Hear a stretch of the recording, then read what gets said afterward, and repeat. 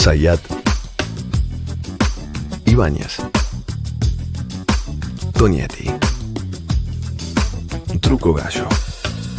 Hola, sean bienvenidos a Truco Gallo, el podcast sobre actualidad política y económica de Argentina. Este es el episodio número 192, la cuarta temporada. Mi nombre es Daniel Tonietti y me acompañan Cuchu Zayat. Cuchu, ¿cómo le va? ¿Qué cuenta? Bien, ¿cómo andan? Buen día, buenas tardes, buenas noches para todas y todos. Se completa el equipo con Totó Ibáñez. ¿Cómo le va, Totó? ¿Cómo andan, señores? Muy bien. Bueno, todos contra todos. Lo que este año define de la carrera presidencial. Claramente, en la mesa de ruleta de los candidatos, las candidatas, les candidates presidenciales para el 2023, ya se están alistando las diferentes escuderías, como anticipábamos en el anterior episodio de Truco Gallo. El primero que movió fue el propio presidente de la Nación, que después de la derrota electoral del 14 de noviembre, que generó el extraño, el exótico festejo del 17 de noviembre, ahí, frente a la primera plaza, llamémoslo, proto-albertista, donde no se la mencionó a Cristina Kirchner, con la cámpora llegando rezagada a la plaza, propuso que todas las candidaturas, desde la presidencial hasta el último concejal, se definan con las primarias abiertas y simultáneas. Algo que a priori, por lo que trasciende, no dejó de todo satisfecho precisamente al sector mayoritario de la coalición, al kirchnerismo. La única voz que se escuchó en ese sentido fue la del ministro del Interior, Guado de Pedro, que tiró la clásica, ¿no? En estos casos. ¿Cuál es la clásica en estos casos? Casi la declaración de manual, de protocolo. Es muy prematuro hablar de candidaturas con todos los problemas que hay, el trabajo, la desocupación, la inseguridad, que pin y que pan. Y además, cuando le preguntaron cómo era su vínculo con el presidente de la Nación, el ministro político del gabinete Fernández, del presidente Fernández, dijo, es una relación normal. Eso por el lado del oficialismo, donde hay una guerra de posiciones internas, natural de cualquier coalición, ¿no? Tampoco hay que asombrarse tanto, ¿no? En los sistemas parlamentarios eso sucede. Lo que pasa es que como la Argentina tiene un sistema presidencialista, todas las tensiones que hay en el interior generalmente se ven como un cuestionamiento a la figura del presidente, amén de la rareza de tener una vicepresidente con tanto caudal político y de voto como Cristina, que fue la que anunció la fórmula, bueno, lo que ya está escrito y dicho tantas veces. Eso por el lado del oficialismo, más allá de otras cosas que se pueden agregar. Del lado de la oposición, la escudería, digamos, o los autos de la escudería ya son muchos más, y hay ya, si se quiere, intereses cruzados, ¿no?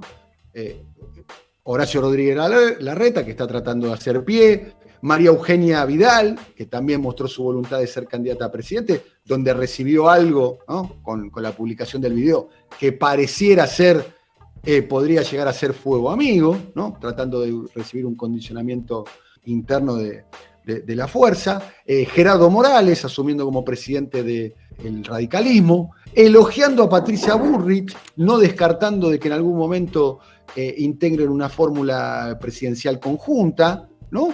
Gerardo Morales, Patricia Bullrich, Gerardo Morales, luego distanciándose por la postura de Morales con respecto a la visita de los gobernadores radicales a la reunión con Guzmán, que va a ser la semana que viene, y en el medio, bueno, el que escribió un libro que se llama Primer Tiempo. Quien escribe un libro que se llama Primer Tiempo es porque imagina que puede haber un segundo.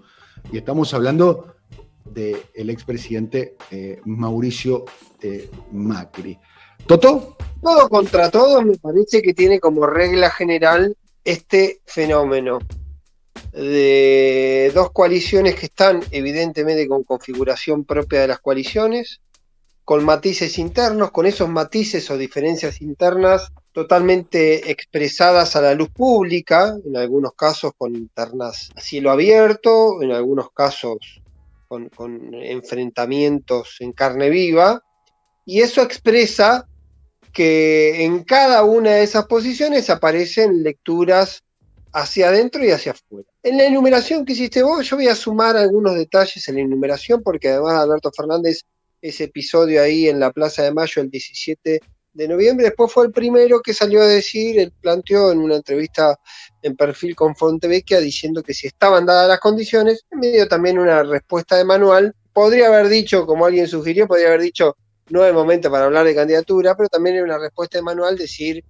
si están dadas las condiciones, voy a ser candidato a mi reelección.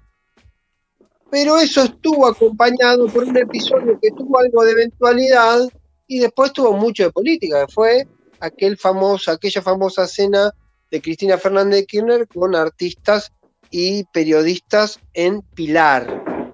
La reunión era previa a las declaraciones de Alberto Fernández, se había armado previamente, pero lo que tuvo para mí como dato particular era la difusión, el tono de difusión, el marco de difusión y una Cristina con un perfil bastante diferente al que había venido hasta ahora. Habitualmente Cristina Fernández de Kirchner a lo largo de este año había hablado casi siempre de política interna en el sentido de, con sus cartas, donde lo más relevante eran observaciones respecto al gobierno, o algunos discursos, ¿sí?, donde también había tenido planteos fuertes con la oposición, pero también cuestiones que tenían que ver con sus matices, sus diferencias, sus lecturas diferentes con el gobierno. Veamos básicamente, recordemos aquella del Estadio Único de La Plata, el Estadio Diego Armando Maradona, para cumplir con el protocolo, donde habló aquella famosa frase, los que búsquense otro trabajo, a los ministros que no tenían ganas de ponerse adelante y al frente de la batalla. Pero apareció otra Cristina, y apareció en un momento muy particular. Cristina apareció con un tono distinto, con una Cristina más sensible, aquel famoso planteo contando que su decisión del 2019 había tenido mucho que ver con su condición de madre, por lo mal que le había pasado Florencia, una decisión también vinculada a tratar de una estrategia que tenga que ver con un espacio competitivo. Entonces ahí se abrió el interrogante sobre qué quería Cristina o qué estaba diciendo Cristina también con todo esto, si lo que se venía hacia adelante era justamente otra historia, y si se puede empezar a pensar a Cristina, sí o no, como candidata en sí misma, como ella misma, eventual candidata a presidente en el 2023. ¿Y cómo se ordena eso hacia adentro? Porque la sola hipótesis de una Cristina candidata no solo tensiona, digamos, la variable a ver si podrían convivir un presidente y un vicepresidente siendo candidatos a una paso, sino también si la historia de Cristina o la presencia de Cristina obtura o facilita la aparición de otras expresiones del mismo espacio político, del kirchnerismo, si aparece la idea o no de un Kicillof como candidato presidencial, si aparece la idea o no de un Guado de Pedro como uno de los integrantes eventualmente de una fórmula como la expresión del kirchnerismo ahí, o cuáles son los márgenes para la irrupción de Máximo Kirchner como candidato.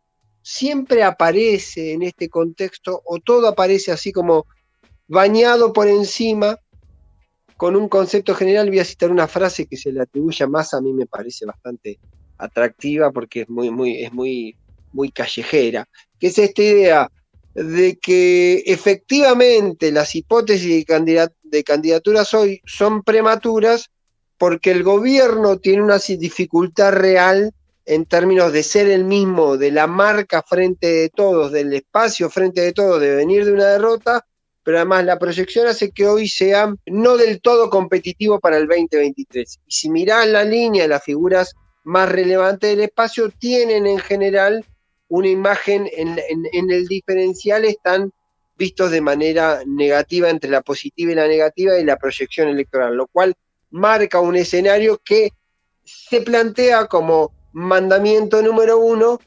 Primero tiene que crecer el espacio político para después ver con el crecimiento del espacio político a ver quién o quiénes expresan, digamos, la alternativa de continuidad. Y la frase de Massa, que es divertida, dice, primero tiene que haber agua en el río y después vemos cuáles son los peces que llegan en todo caso para andar más rápidos en el río. Y es un poco esa idea. Me parece que eso es lo que no está del todo resuelto, y acá me detengo, por lo menos para cerrar ese capítulo, en una frase que dijo en su momento Gabriel Catopodi. A mí me pareció bastante divertida, pero tiene que ver con esto, que era: el 2022 iba a ser un año, o va a ser un año sin recesión. Él dijo que podía ser un año sin pandemia, cosa que no está ocurriendo, pero dijo que era un año sin elecciones. No lo planteó expresamente, pero la idea de que sea un año sin elecciones puede hacer que la convivencia dentro del espacio político, sin tener que cerrar listas, sin tener que hacer resoluciones de cuestiones de candidaturas y demás, sea mucho más difícil administrar los matices u ocultar, digamos, las tensiones sobre diferencias respecto, eso dejándola para el 2023, pero ahí va a ser indudablemente el proceso inicial de la maratón del próximo año. Cierro esto y agrego a lo que decía Daniel sobre Juntos, la figura de Martín Lustó, que puede ser una de las figuras también que aparezca, el Frente General de los Espacios Pro Radicalismo, más allá de que no están uniformes. El Juntos es un espacio con muchísimo nivel de atomización. Dentro de ese nivel de atomización logra de todas maneras mantenerse unido. Y dentro de ese nivel de atomización donde se mantiene unido, siempre en general termina priorizándose el ala más dura. Se termina haciendo lo que dispone el ala más dura. En ese marco es importante, muy importante lo de Macri, es importante también lo de Bullrich. Hay que ver cómo se consolida el radicalismo. Estos ensayos de cierta rebeldía que viene teniendo Gerardo Morales pueden leerse en el plano de que el radicalismo justamente quiera cambiar los términos de la convivencia interna. Pero para mí la figura más importante, o lo que configura el actor más importante, sigue siendo Horacio Rodríguez Larreta. Porque Horacio Rodríguez Larreta no solo es el que tiene el cargo institucional más importante, sino se es, en términos generales, en la gran mirada, como en el primer paneo que se hace, la figura que debería ser casi inevitablemente, por eso hago la observación, el candidato presidencial del espacio en el 2023. Es gobernador de la ciudad de Buenos Aires, tiene, digamos, instalada su figura, es la más instalada de todos, tiene la posibilidad de irradiar desde la ciudad hacia el resto del país, pero se está encontrando con una dificultad. Alguien decía, lo hemos hablado en su momento, que nosotros hablamos de que Larreta tenía esta especie de tentación de moverse como Scioli, que era una especie de surfear la situación, porque al final del camino lo iba a llevar que él iba a ser la figura más competitiva y más instalada, y eso lo iba a convertir inevitablemente en el principal candidato o en el candidato presidencial de Juntos por el Cambio. Pero están ocurriendo cosas que lo desdibujan a Larreta, y que lo dibujan seriamente, porque lo de Morales, marcando la posición del radicalismo, lo termina dejando en un lugar incómodo, escoriado, lo corre de alguna manera hacia el centro Morales y lo corre por derecha Patricia Bullrich, y lo deja en un lugar difícil. Y cierro sobre Larreta, que me parece que es la figura para seguir en este contexto por el antecedente, en una charla que tuve hace unos días con un dirigente de Juntos por el Cambio, que decía que la principal dificultad que se está generando en torno al jefe de gobierno porteño es que no conduce, en un término dentro de una situación bastante caótica como es Juntos por el Cambio, no conduce ni siquiera a uno de los pedazos, pero además no demuestra interés por ponerse al frente de la conducción, y eso es leído claramente como una especie de debilidad política. Se citan 3 casos. Uno de ellos tuvo que ver con el presupuesto, que había una situación que se venía marcada y se terminó precipitando una crisis que Larreta en teoría no quería que ocurra eso, termina, digamos, quedando en esa situación.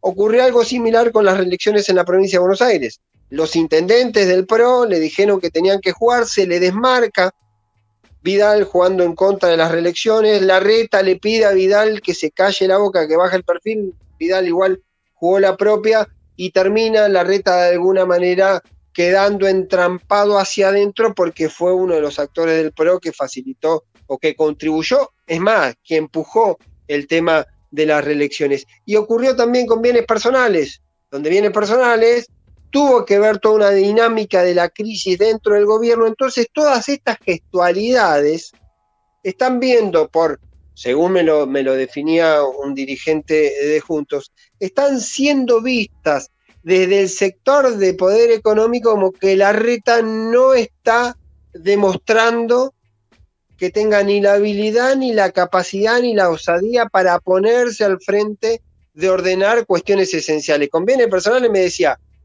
no es que los tipos que están tan preocupados por lo que pasó con bienes personales, si se aprobó o no se aprobó, que al final iba a ser en términos políticos una especie de victoria de Juntos sobre el Frente de Todos en el Congreso Nacional, terminó el Frente de Todos posicionando y mejorando y además modificando bienes personales para los sectores, digamos, que en todo caso deberían formar parte de este universo del círculo rojo, los que tienen mayores patrimonios y los que tienen, sobre todo, patrimonios en el exterior. Entonces, datos muy, de alguna manera, mundanos, muy de cercanía, se configuran o se leen en términos de decisión política y ahí aparece una debilidad o se observa una debilidad o una fragilidad de Larreta, que a su vez se potencia con esta irrupción de Morales como un actor que trata de configurarse en el interlocutor que de alguna manera no quiere, no puede o considera que no es el momento, posiblemente, Larreta para hacerlo ahora respecto al gobierno. Pareciera ser que Morales quiere ser algo así como el Menem de Alfonsín, ¿no? Que se acerca y le da algún tipo de dosis de gobernabilidad, de racionalidad, de acompañamiento en un momento, hasta que Alfonsín luego se despega y el que ocupa ese rol fue Antonio Cafiero, ¿no? Dando de alguna manera alguna muestra de, entre comillas, racionalidad, de puente entre el oficialismo o Alberto Fernández. Bueno, se ha escrito mucho, se ha dicho mucho, de hecho hubo acusaciones cruzadas con respecto al comportamiento tanto de Larreta como de Gerardo Morales con respecto al gobierno nacional, ¿no? Esto desde acusaciones cruzadas del propio Morales con Larreta, bueno, Larreta no tanto, pero hay voces dentro del kirchnerismo, porque no forma parte de su estilo, digamos, ¿no? Hay que decir que Gerardo Morales es el más, llamémoslo, más peronista a la hora de comunicar, ¿no? El que usa el lenguaje un poco más directo a la hora de comunicar. Algunos dicen que también a la hora de gobernar, por lo menos en el manejo del poder, y especulan con la posibilidad de un acuerdo entre ese sector del radicalismo y el gobierno para futuras cuestiones, ¿no? La decisión de el paso de comedia que hubo con respecto al tema del Fondo Monetario Internacional podría marcar un sentido, ¿no? Y con respecto a la connivencia o al acuerdo entre Morales y el gobierno nacional, es una de las denuncias que hacen del entorno de Milagro Sala, ¿no? Que el gobierno ha tenido una actitud bastante condescendiente, hasta la propia Milagro lo ha dicho, ¿eh? Además lo ha dicho hasta con nombre propio, ¿no? Que el gobierno nacional tuvo una actitud condescendiente con el gobierno de Gerardo Morales. Sí, sobre el rol de Morales, incluso en términos, yo creo que Morales está haciendo cargo de un ejercicio que hace rato que no existe, que es la de ser jefe del partido. Morales hace 20 días asumió como la presidencia. Y hay un detalle ahí no menor, Pablo. Es jefe del partido y es un jefe territorial. Lo era Cornejo también, pero no tenía quizá la osadía. Para mí el dato... Te agrego otro atributo de Morales. Es jefe del partido, jefe territorial y tiene condiciones de caudillo, ¿no? Bueno, por eso digo, en ese caso, que me da la impresión que Morales está ejerciendo como jefe de partido y posiblemente no esté construyendo para sí mismo, que es un rasgo que a veces es relevante. No es lo mismo ser jefe y tratar de construir para tu candidatura presidencial al radicalismo que ser jefe del partido y tratar de construir para una candidatura del radicalismo en general. Me parece que ese puede ser un matiz que tenga a la hora de la definición Morales, que claramente arrancó con una actitud, digamos, que marcó estas posiciones. ¿Vos te acordás que incluso, ocioso decirlo, pero ocioso, no odioso, ocioso decirlo, pero en aquel momento, o sea, había, por la reunión del presupuesto, una conversación preexistente con algunos sectores de Juntos por el Cambio, entre ellos con Morales, pero Morales tenía en esos días, justo ese mismo día, la definición de la presidencia del radicalismo y siempre dijeron que si se hubiese esperado hubiese salido el proyecto de presupuesto. Es contrafáctico y ocioso en el sentido de que ya no ocurrió y todo lo que vino después ya es un elemento sobre el que hay que administrar la situación.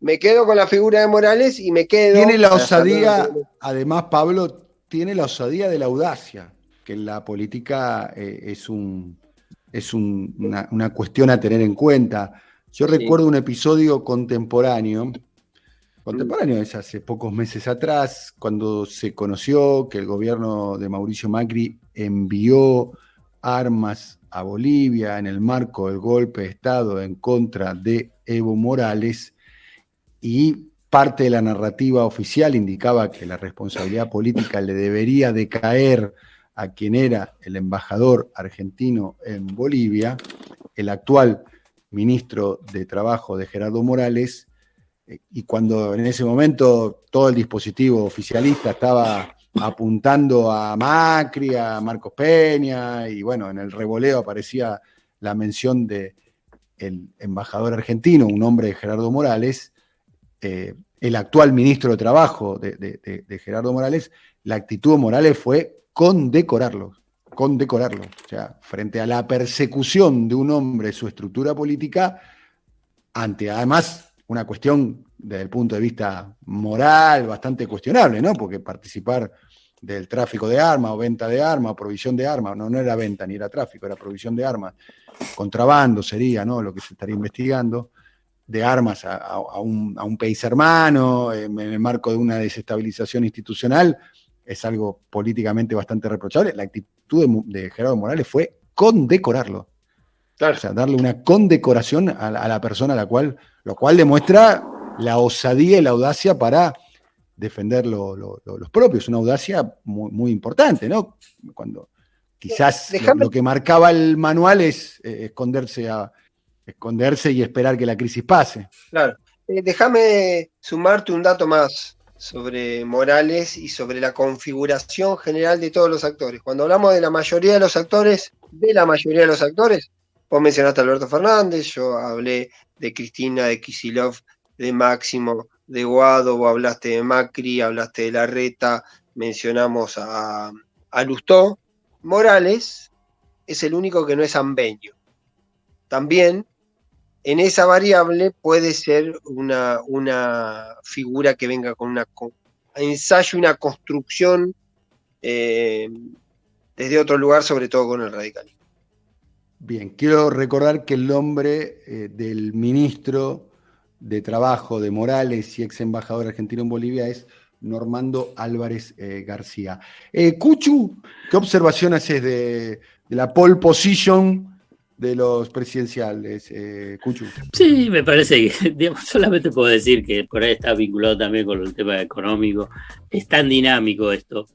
Yo creo que está bien que están varios ahí en la línea largada, pero lo que puede pasar de acá, digamos, durante todo este 2022, comienzo del 2023 después, para ver cómo se van reconfigurando, es difícil. Y bueno, es parte del juego de la política.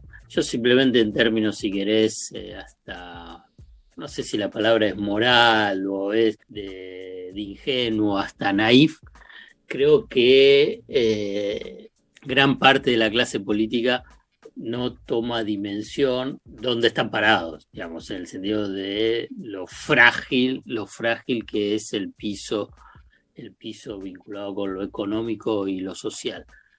Y yo creo que al interior de las dos fuerzas, ¿no?, de esas dos coaliciones, a nivel de lo que implica, ¿no? Entonces, no, nada, más esas generalidades, me parece. Después decir, bueno, Alberto, para no transformarse en lo que se llama patorrengo, tiene que hablar de la reelección. Cristina tiene que empezar a moverse para tratar de sostener su núcleo duro y la expectativa de ese núcleo duro y sobre la figura de ella o a quien ella defina. Y me parece que ahí dentro de Juntos por el Cambio, y me parece que ahí es un poquito más complejo. Siempre lo último ahí dice, bueno, ahí siempre está los halcones y las palomas. Y bueno, ya sabemos quién se come a quién. Si pones en la misma jaula, y hasta ahora está clarísimo que los halcones se comen a las palomas. Bueno, compañeros, será hasta la próxima, Cucho. Bárbaro, un abrazo grande para todas y todos. Totó, alcalde de Gonet, hasta la próxima. Saludos, señores. Buena semana. Un abrazo para todos. Coordinación, Alfred Ábalos. Producción comercial, Pablo López. Realización, Simón Villarrubia. Diseño gráfico, Andrés Roch y Lisandro Aira para brasilcomunicación.com.